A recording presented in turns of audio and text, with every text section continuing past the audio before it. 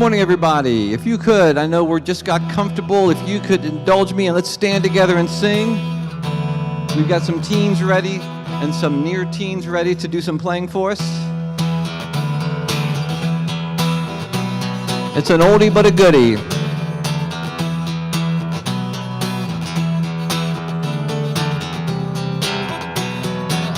That's it. They're natural. Here we go. Singing. Love, love, love, love. The message in our word is love.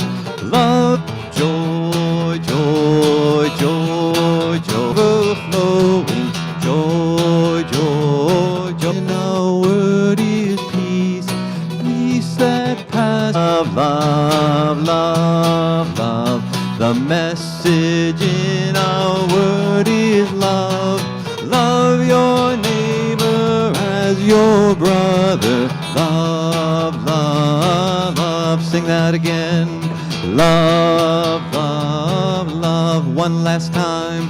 Love, love. Big finish. Love.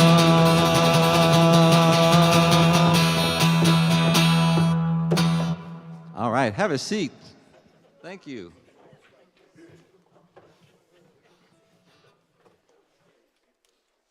Good morning. Welcome to Common Thread and welcome to, we have a special Sunday. I saw it on the run sheet. What is the name of today's Sunday, Sue? It's the third Sunday in Eastertide. Eastertide.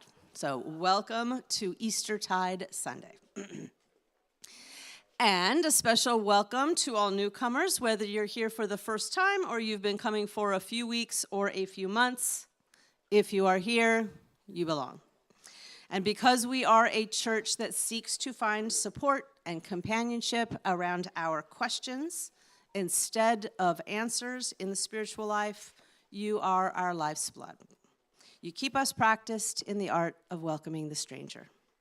So if you'd like to receive our welcome email, please use this link or the QR code, and it will give you everything you need to make your way into our community. There are plenty of people who would like to take you out for coffee, take you for a walk, meet you here, answer any questions you might have, and then pepper you with questions to find out what you're bringing into our community. We are also a community that believes that the spiritual journey requires mutual support and companionship. So if you could use some of that these days, please reach out. Or just find the library down the hall, where after the service every week, there is a listener posted who has completed our self-awareness training. Today, I am the listener, so I might be a little bit late coming up from the teen room. So if I have someone, please just give me a few minutes and I'll be running up those stairs. And these listeners are ready to sit with you, to point you to other resources if that is the result of the conversation. It's sort of a first step. If that's something that you want from your church, we will help you to find that next step. So, again, welcome. We are so glad to be together, and let us affirm, as we do every week, the nature of our commitment to one another. If you are here, you belong. We are, every one of us, carriers of the inner light.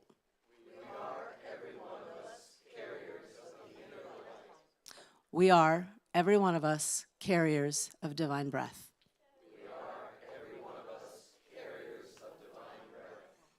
And I invite you to rise, to greet one another, and to pass the peace.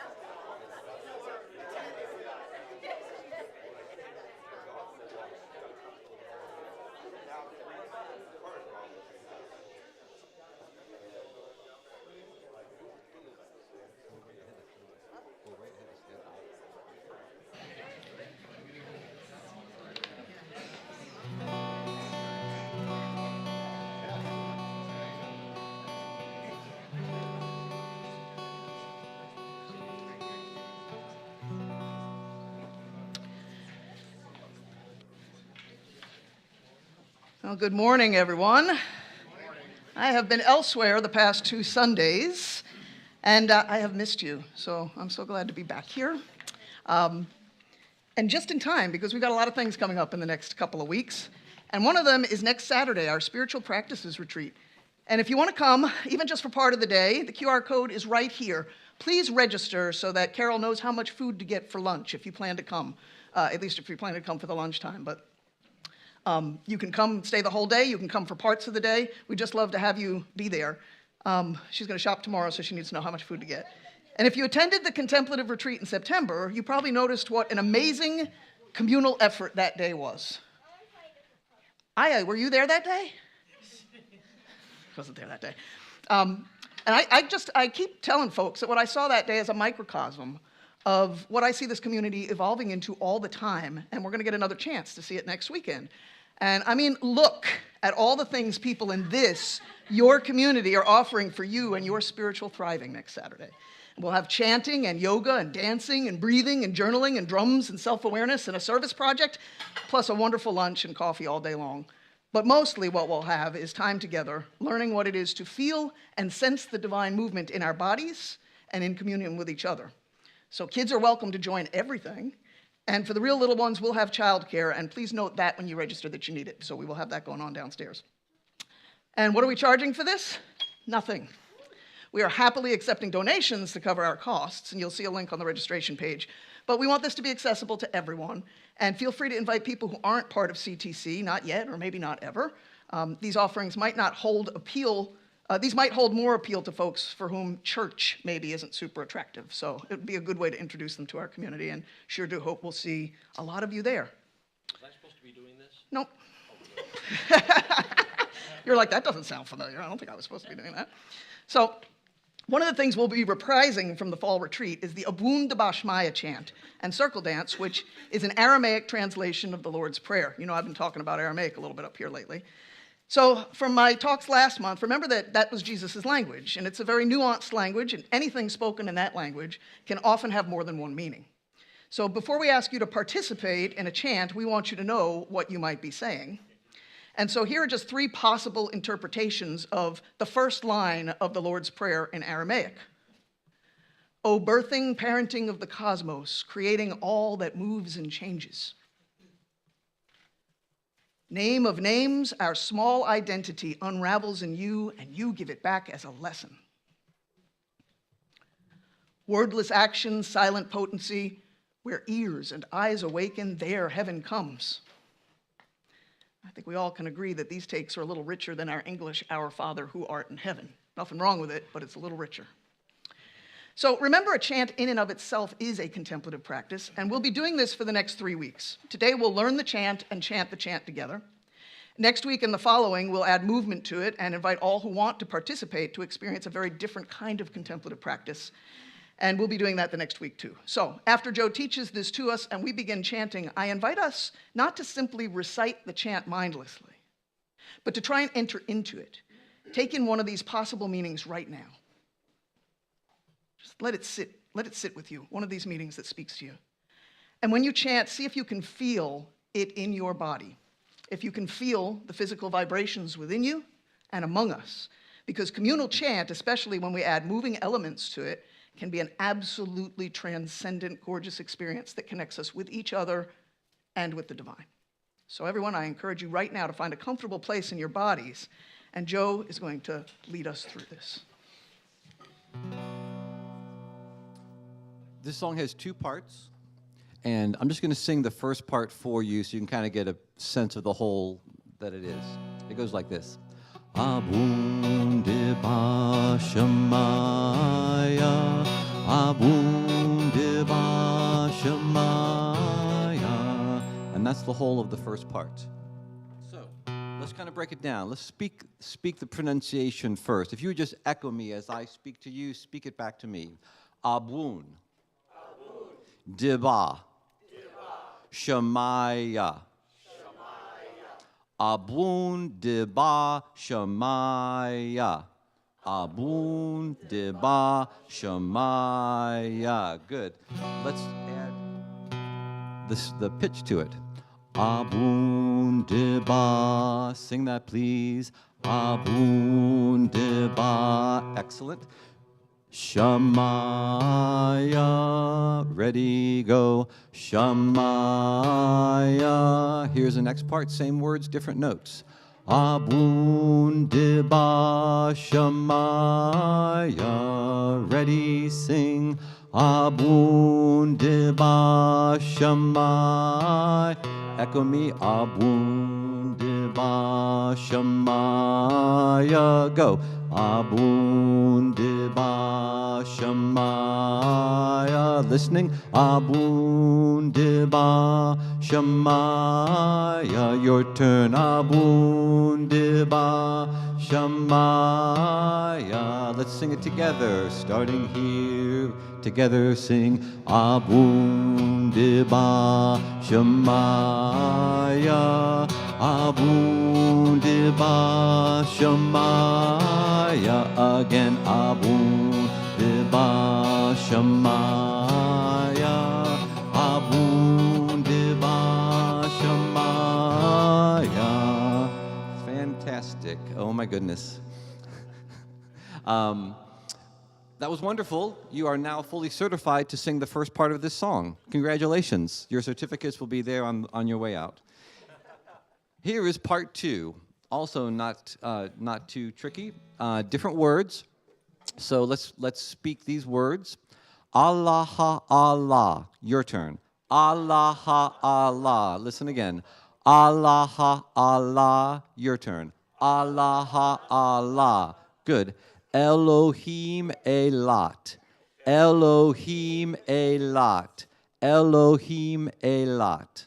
Elohim Elat.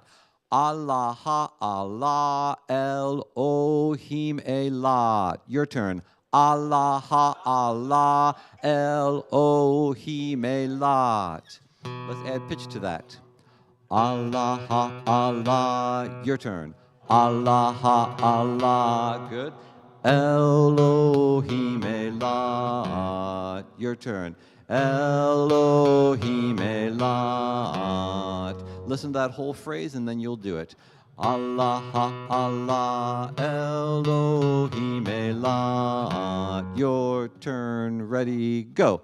Allah ha Allah. Elohim Elat. Here's the second phrase. Allah ha Allah. Elohim Elat. Go. Allah ha Allah. Elohim Elat. Let's put those two together. I'll sing the whole thing and then you'll sing the whole thing. Allah ha Allah. Elohim Elat. Allah ha Allah. Elohim Elat. Your turn. Ready, go. Allah ha Allah. Elohim Elat. Allah ha Allah. Elohim Elat. Again. Allah ha Allah. Elohim Elat. Allah ha Allah. Elohim Elat. One more time. Allah ha Allah. Elohim Elat. Allah ha Allah. Elohim Elat. Now, we're going to do that 2 times, and then a very minor shift for the next 2 times. Instead of starting on Allah ha, we're going to shift up to Allah ha Allah. Elohim Elat. Try that with me. Allah ha Allah. Elohim Elat. Do that again. Allah ha Allah. Elohim Elat. And the next part is just like the first time. Allah ha Allah. Elohim Elat. Your turn. Allah ha Allah. Elohim Elat. Let's try that with the higher part. We'll do it 2 times. Ready, go. Allah ha Allah. Elohim Elat. Allah ha Allah. Elohim Elat. Again. Allah ha Allah. Now. Allah ha, yep, sorry, teacher mistake, ready, go. Allah ha Allah. Elohim Elat. Allah ha Allah. Elohim Do it again. Allah, Allah, Elohim Elad. Allah, Allah, Elohim Elad. Fantastic. Let's do the second part. Sounds fantastic. If you're wondering what those letters at the bottom mean, the A is for the Allah, Allah, Elohim Elad. And then for the A with the little U superscript, that's the Allah, Allah thing right now. Here we go. 1, 2, all together. Elohim Elad again. Allah, Allah, Allah, Allah, Elohim Elad. Allah, Allah, Elohim Elad. Stay up. Allah, Allah, Elohim Elad. Allah, Allah, Elohim Elad. Fantastic. All right, I think we're ready for a song. So here's how it's going to go. We're going to start with the Abun Deba Shemaya, right? We'll do that. We'll do that 4 times. Then we'll do the second part, the Allah, Allah. We'll do that 4 times. 2 lower, the 2 upper, okay? Then choose your adventure, pick a part and sing it, all right? I'm going to be singing at the same time, right? Without the aid of a safety net.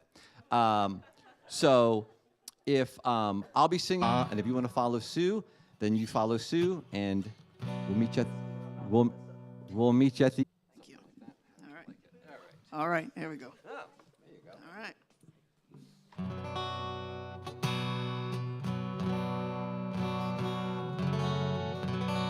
We'll start a little slower together. Abun Deba Shemaya,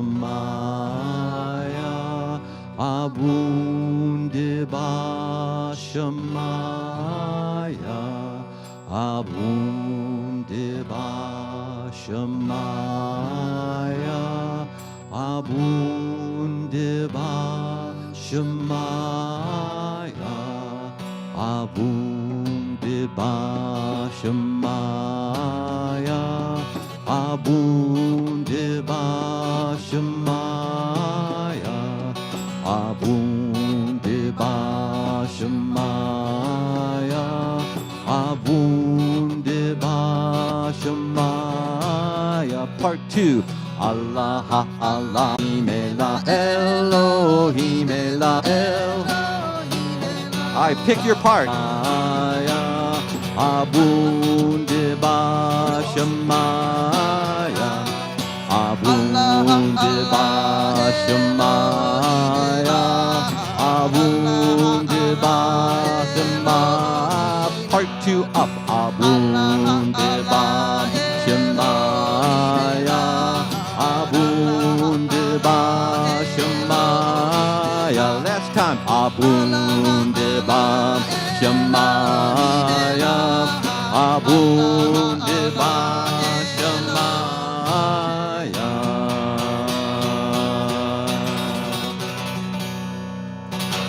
I can see it. I can see it. Yeah. Wonderful first time out.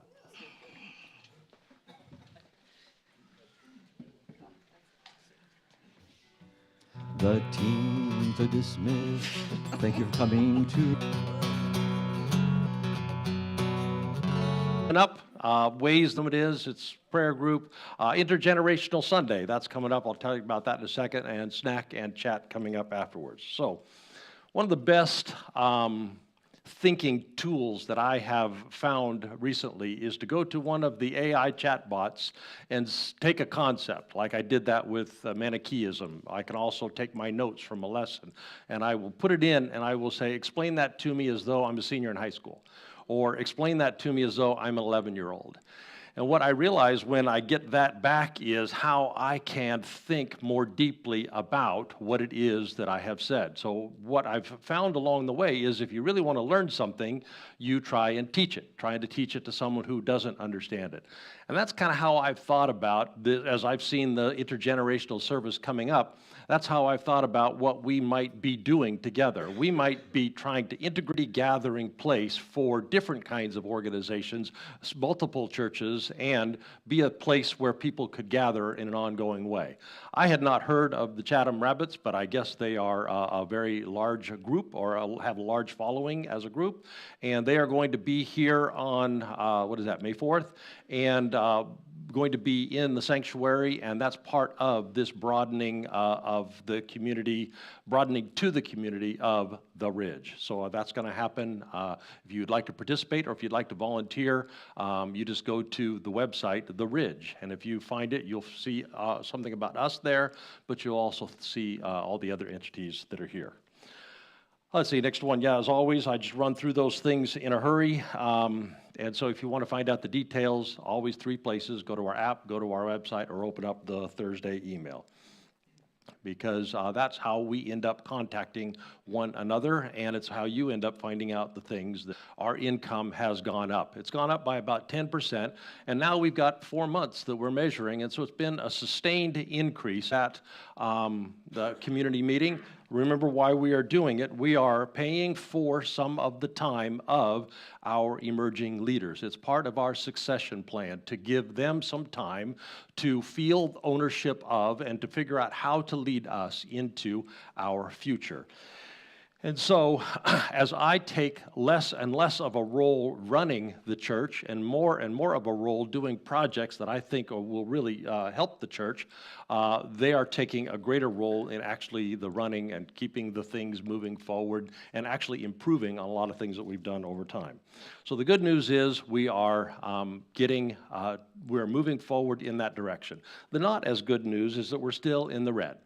We're still drawing down, you can see from the expenses income, we're still drawing down our savings. We have enough savings, we think, to do that for the balance of this year, and we can continue to do that for a while, and our hope is to make up that gap by the time we get into next year. If we could do it earlier, we'd be super happy. As I always say, if you believe in Common Thread, and if you would like there to finances, if you've already argued online, everything is on the website. At the very top, there's a donate button. It couldn't be any easier.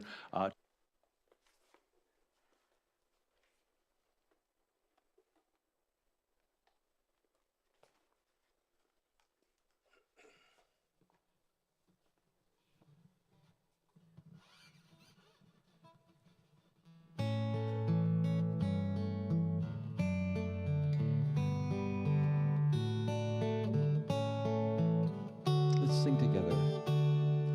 Abide with me, fast falls eventide. The darkness deepens, now with me abide. When other helpers fail and comforts flee, ground of my being, oh, above those ebbs out like these light I ask, abide with me. Here you are present, every passing hour. You are my hope when sweet has turned to sour. Heaven's morning breaks and earth's vain shadows flee. Through cloud and sunshine, oh, abide with me, abide with me.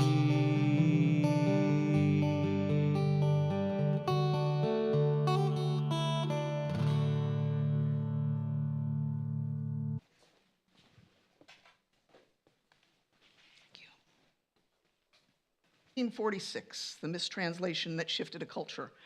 And I want to thank Heather Shewart for taking the lead on making all of this happen. Thank you, thank you. Along with Morgan, we miss you, Morgan. So I'm recovering from her surgery. Thank you also, Jen and Kate. for getting the word out, and Cameron getting us set up yesterday. Just a lovely group effort, as so many things are. And I also want to thank Heather Luden and Jay and Rhonda and Carrie and Bridget, who came with me last week to the Pride Expo to get the word out for people. Just a lovely effort, as so many things are. So thank you, everybody. So 1946 tells the story of some very determined folks who simply could no longer bear the hatred they saw directed toward gay people, meaning in some cases toward themselves, from the church. So they set out on a mission to figure out why. Now, the very short version synopsis of this film is that the evangelical movement drew most of its position on gays in the 20th century from a mistranslated text that equated being gay with being condemned as such. Now, a panel of theological experts even concluded this translation should be corrected when the next version of that Bible went to print, and it was. But in the meantime, and we're talking over many, many years, essentially all of the other mainstream translations adopted the problematic language. And the legitimacy of demonizing gay folks was solidified for the next almost 80 years, right up to the present day. 40 million copies of that translation were in the hands of people over time. Now, I think the film makes a pretty convincing case in defending its position, and if you haven't seen it and want to see the case it makes, we're screening it again on July 7th, so mark your calendars. So I'm not going to rehash the film here, but I do want to say two things up front. One, forgive me for using the kind of archaic and somewhat unpleasant term homosexual in this lesson a little bit more than I use the acronym LGBTQ.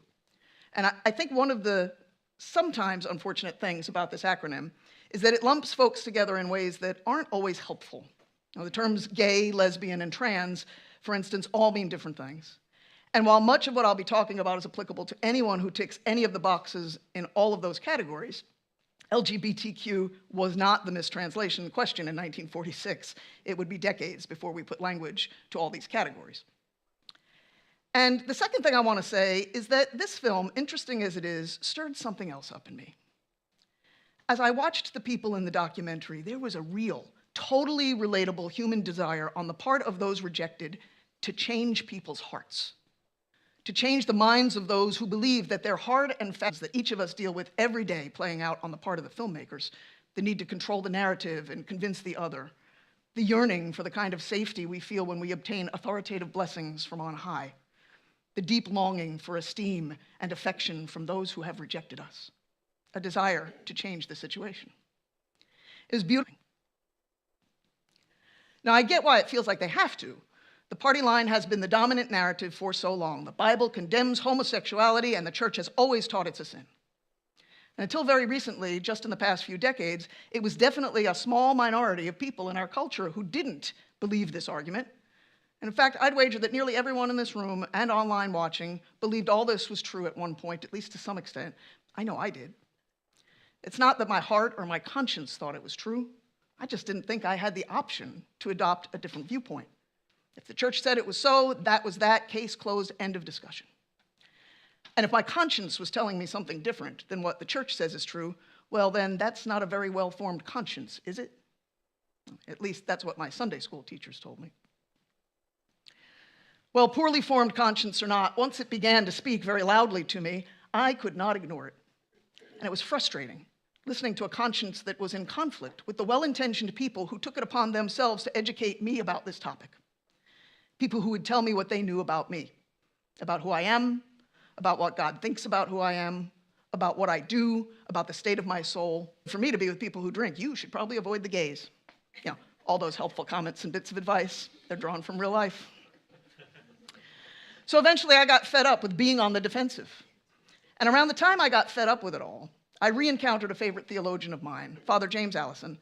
When someone says, for instance, being gay goes against God's law, it's right there in the Bible. Or, Catholic that I grew up as, they'll quote Catholic teaching that says homosexuals carry within themselves a more or less strong tendency ordered toward an intrinsic moral evil. Well, when I hear something like that, all I really have to respond with is, yes, it says that, but is it true? Now, over the past couple of weeks, Doug has been talking about truth. What is true, what's not true enough, what the bigger truths are, as well as us versus them posturing. And so I want to be clear that I am not going to suggest that we craft clever arguments in response and become really good debaters of our position. I am, however, going to say that if we have access to a bigger truth, we don't need to hide it under a bushel. In fact, we ought not do so. If you were here on New Year's weekend, you might recall the book by James Allison I referenced in my lesson, Faith Beyond Resentment.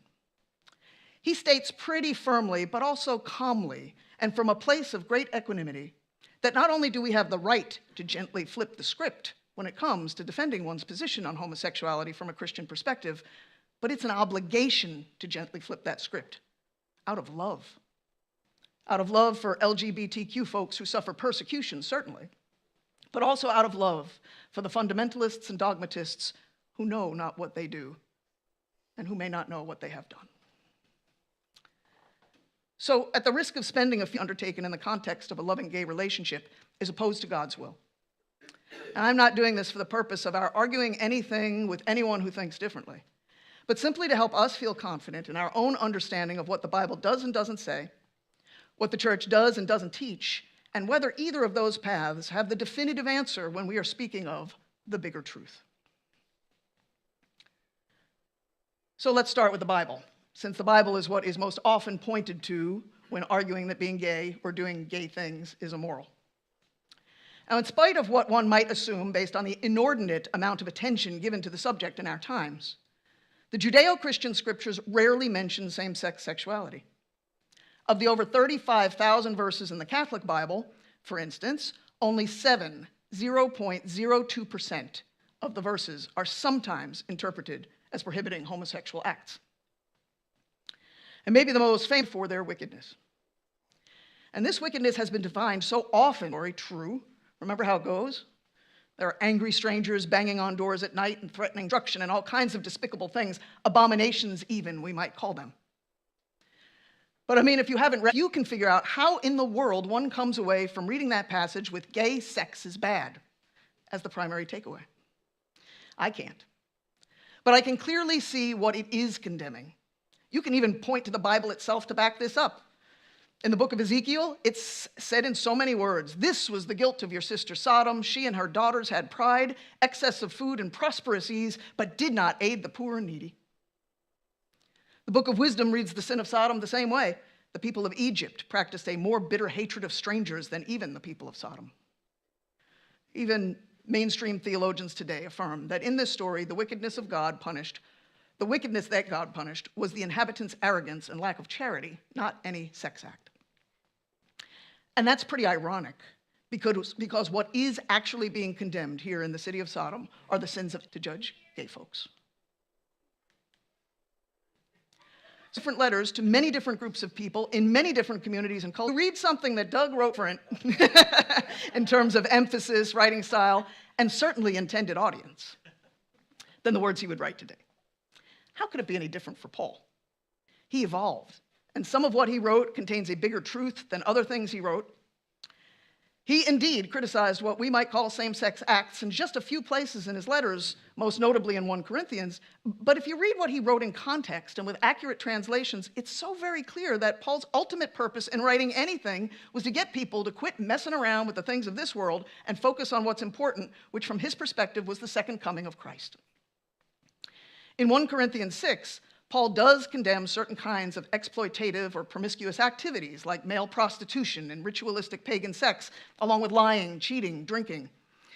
But this is hardly a condemnation of loving relationships between two people of the same sex, and hardly a point of real emphasis in his writings taken as a whole. Note that in Galatians, he writes so eloquently of the Spirit in Christ. So the sad irony of this is that Paul wasn't at all focused on gay sex, but the church has put an unreasonable amount of focus on it and has used it to foster division, exclusion, and othering. Well, what did Jesus have to say about gay people? Nothing. Absolutely nothing. Read the Gospels. He says not a word. But he never tired of speaking about love, about embracing the marginalized, the oppressed, the others. You know, one argument that came up in the film last night from the director's father, who is a fundamentalist pastor, is that Jesus had many positive things to say about marriage between men and women, but didn't give his blessing to same-sex couples. And this is a pretty strange leap, Speaking definitively about one thing doesn't at all convey an opinion about something else, especially something like homosexuality or gay marriage, which were not even concepts in that time and culture. And while Jesus didn't have anything to say in so many words about any of this, he did, in all likelihood, encounter someone who was in a kind of same-sex relationship. And he conveyed something profound with his actions, even if conveying this wasn't his intention. You might remember in the Gospel of Matthew, there was a centurion who asked Jesus to heal his boy, pais in Greek, often used as a label for the younger male partner of an older man in a same-sex relationship called pederasty, which was a common relational arrangement among Roman soldiers and boys of the time. And when the soldier used the word pais, and even so, Jesus asked if he should go to the centurion. "Oh, you're right, you're not worthy." Or, "Sorry, that's a sinful relationship. I can't bless sin." What he says was, if Jesus thought this was a sinful situation, he would have said so. I think we would have think that that was a sinful situation because this is a disgusting thing in our culture, but not in that time. Instead, he barely acknowledged the relationship at all. He spoke of the remarkable faith of the centurion, and he simply healed the boy. The relationship was no big deal to Jesus in that culture in that time. The sad irony of this is that so much of biblical and church fundamentalism puts a laser focus on these sins that Jesus was, by all accounts, agnostic about, while not taking seriously the things Jesus did command us to do: feed the poor, clothe the naked, and mostly recognize that the other is us. Instead, the church has doubled down on othering in this context, and it wasn't always this way. Now, if you grew up Catholic like me, you might have been told that the church has always and everywhere condemned homosexual acts. Not being gay, but doing gay things. And I'm sorry for all the air quotes today, there's a lot of them I know. True. There is a remarkable silence about homosexual acts, both in theology of all sexual experience. And it's critically important to note that in whatever, such as the violation of social norms and gender hierarchies. In fact, as governments in the Christian church were growing, had the potential to upend the social order and thus threaten its growing empire. That promoting marriage between male heads of households and women who needed to submit to them would be the best way for society to maintain order. It's not a bad case that they could make for that. The thing is, these priorities have everything to do with earthly power and nothing to do with Jesus and the gospel. And the sad irony here is that for a church that is always talking about the importance of not conforming to the values of the world, it sure does seem like it has conformed to the worldly values of imperialism and maintaining the social order at the cost of the flourishing of many people, not least of all, the LGBTQ people in its flock and beyond.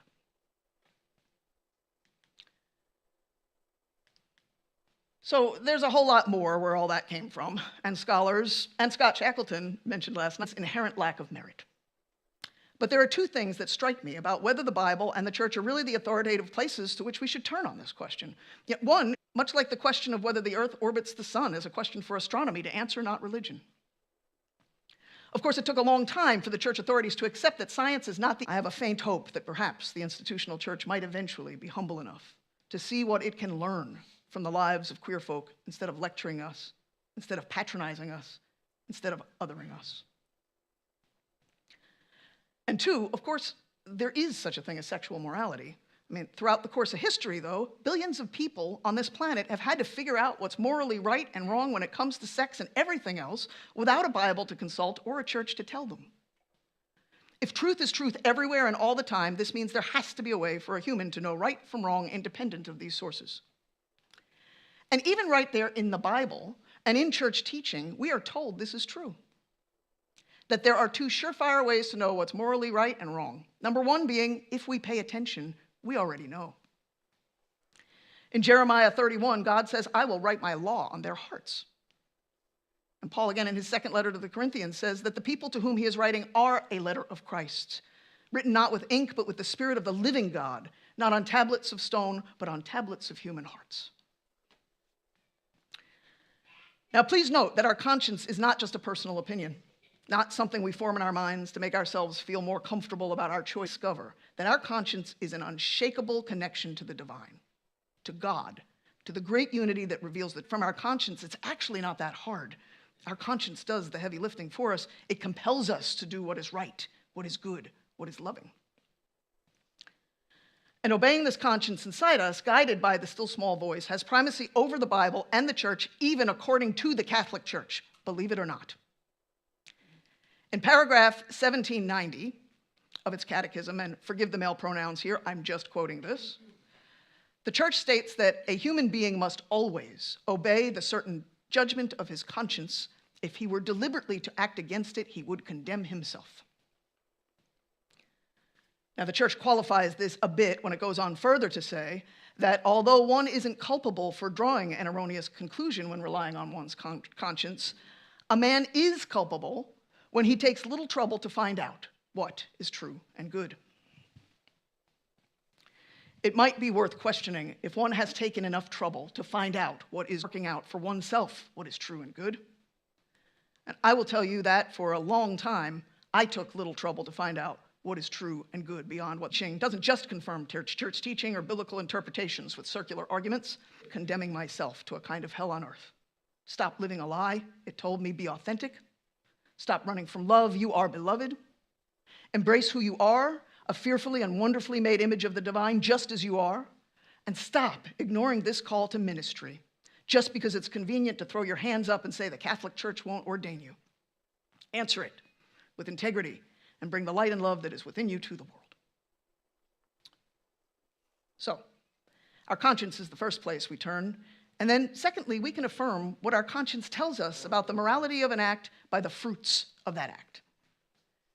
When people use the Bible or church teachings to judge LGBTQ folk or the kind of love that gay folks share, these are the rotten fruits I often see. I see shattered senses of self-worth, fractured families, rejected children. I see nightclub shootings, internalized self-hatred, having more grief thrown at them. I see youth ending their lives in despair, consciences caught in double. By their fruits we know them, and if these are the fruits of that perspective, no matter the good intentions, on the offensive. You see, it would be very human of me to get all self-righteous about this, about how these positions can no longer be reasonably defended, about how I, once the victim, am now standing on the side of righteousness and justice, publicly and righteously shaming those who work to oppress me. It would be easy to talk about how our truth is a truer true, the truth being that gay people have inherent worth and dignity, and our love is not sick, it is from God. And I can speak with prophetic authority to this as one who has known what it is to suffer on the margins, as one who has known the beautiful fruits of spiritual thriving in marriage through the love I share with Maria, as one who has begun to awaken from the sleep of habituated and mechanical living on account of all of it. But let me tell you, as soon as I claim the moral high ground on this, I will lose it. Because that's us and them posturing, folks. And that is not the bigger truth. Out in that field is access to the bigger truth, which isn't about what's right or who's wrong. He didn't fight, he didn't shame, he didn't turn things into an us against them battle. That's what we do. They have the truth, and when they're sure that their truth is what's best for us because they do care about our eternal salvation in addition to their own. We meet them instead in a spirit of fraternity and humility. We gently ask the question, yes, but is it true? Not from a posture of argumentation, but from a posture of invitation. Not because we want to prove anyone wrong, but because we see the ugly fruits of a perspective rooted in erroneous translations, misguided teachings, and corrupted institutions. Because we know from experience that biblical fundamentalism and doctrinal rigidity come at the cost of the love of God in one's neighbors, in one's family members, in one's very own children, and this anguished pain hurts us all. I deeply appreciate the work of the folks who brought 1946 to the screen. It's an important film and enlightening scholarship, and I know it is bringing healing and nourishment to countless people. But I doubt they hold hope loosely and leave behind any attachment to outcomes. Because although we want for them to know the freedom that comes from leaving behind calcified, but love will win. It already has. All the mistranslation, God's love grows. We meet hatred born out of fear with love, and God's love grows. We love our enemies, and then they are no longer our enemies, and God's love grows. Nothing is wasted, not even the suffering of those whose conscience, however well or not well formed it is, tells them that they must oppose the gay agenda because they want the best for us. That suffering too leads to God, growing in love. And nothing can separate us from the love of God, this divine light in which we live and move and have our being, and in whom what is ultimately true is found, the truth that sets us all free.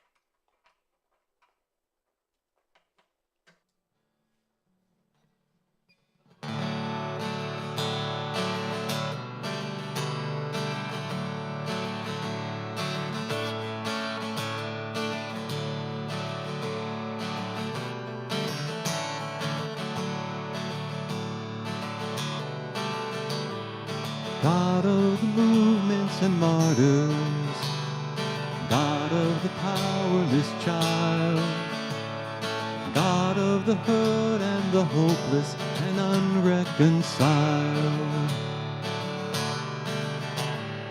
God of the just and the unjust, God of the night and the day, God of the whole of creation, in your name we pray. Lord, strength basements of tall steeple churches, they answered your call. It's to the day. Give us the strength and the wisdom to walk in your way. Gather the loaves and the fishes, share until all have been fed. Walk in compassion and mercy, by love will be led. Standing before the oppressors, with hearts full of love as we pray. When power bears down on the helpless, we'll stand in the way. God of the worn and the wounded, let us be healed by the truth. When doorways are blocked, we will lower our friends through the roof. God of the circle that holds us, him we'll say. No matter age, who you love, or the body your soul was born in, have done. Lay down that weight on the altar, a new day's begun. You are a child of the cosmos, you are beloved and known. Join us in work of the kingdom, we welcome you home. Join us in work of the kingdom, we welcome you home.